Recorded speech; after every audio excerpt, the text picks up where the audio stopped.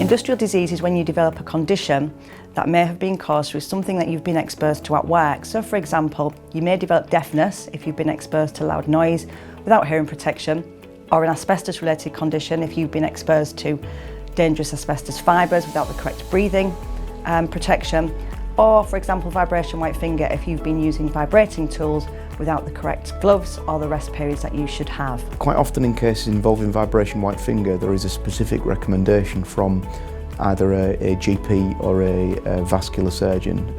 There is a recommendation that exposure to vibrating machinery should stop completely.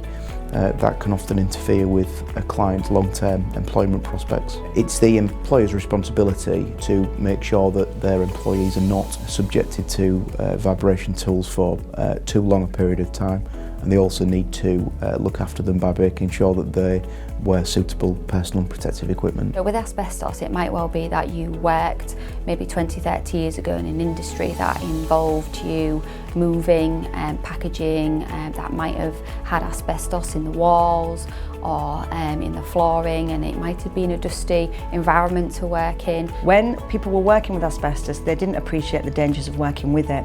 If fibres were inhaled into the lungs, it could cause serious respiratory conditions. Just because you might well have worked with asbestos does not mean you're necessarily going to develop asbestosis. But you know, usually there will be telltale signs there that you might have difficulty with your breathing. Quite often the cases that I deal with can take a number of years to finalise. We obtain a number of interim payments for them throughout the claim to make sure that they're not financially out of pocket.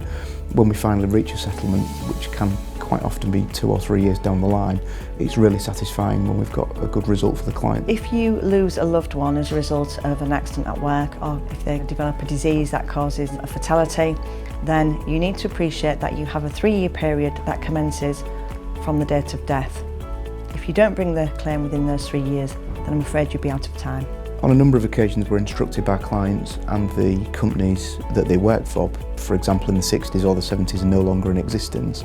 That in itself isn't a major problem and shouldn't put a client off in getting in touch with us. What you need to understand is, although a company may no longer exist, if they had insurance at the time, the insurance company who insured them will still have to honour any claim that we can establish. We have a number of ways of getting in touch with us. That can either be by email or by telephone, and one of our team will be happy to speak to you straight away.